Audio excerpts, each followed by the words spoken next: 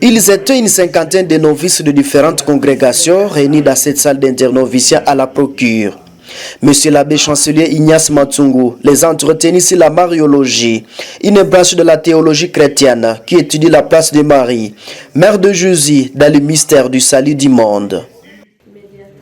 Médiatrice. Et pourtant la parole de Dieu dit qu'il y a un seul médiateur. Comment tu vas répondre? La parole de Dieu, selon Timothée, la première lettre de Saint Paul à Timothée, chapitre 2, versets 4 à 6, dit « Il n'y a qu'un seul Dieu et un seul médiateur. » Toi, tu parles de Marie comme médiatrice. Comment éviter le danger? Comment éviter l'équivoque? Ah, les frères, ils vont expliquer en Dieu. Allons-y, commençons par le premier. Merci, monsieur l'abbé, pour la parole accordée. Et Marie est médiatrice entre les hommes et Jésus, pendant que Jésus est médiateur entre Dieu et les hommes. Tu as un récit biblique pour l'expliquer. Nous le voyons où? À Cana. Nous le voyons aux noces de Cana.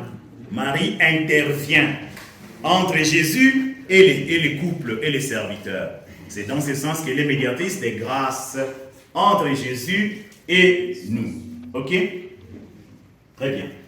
Il faut que notre vénération de Marie soit comment? Dites-le ensemble. Qu'elle soit biblique. Est-ce que moi j'ai saisi? Biblique. Que notre vénération de Marie soit biblique.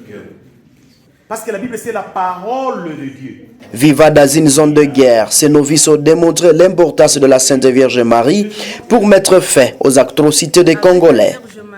Jésus peut nous transformer. Et comment nous avons compris cette question de la paix? Nous avons vu que promouvoir la culture de la paix avec la Vierge Marie, c'est tout simplement limité dans ses vertus. Prenant l'évangile de Jésus-Christ selon Saint Jean, chapitre 2, du 1er au 11e verset, qui nous montre clairement que Marie est notre avocate auprès de Jésus. Et elle intercède pour nous. Et aussi, Marie, bien-aimée du Père, dont s'il a l'esprit, est très proche de son Fils Jésus, effectivement, était artisane de la paix dans sa vie quotidienne à Nazareth et à Jérusalem. En faisant mémoire de la Vierge Marie, reine de la paix, dans notre mystère servite, nous découvrons que Marie nous apprend à être unis les unes des autres, à promouvoir la paix, l'unité, l'amour et surtout pour les personnes marginalisées. Ces novices ont été appelés à enseigner à l'humanité la place de la Sainte Vierge Marie dans la vie de l'homme.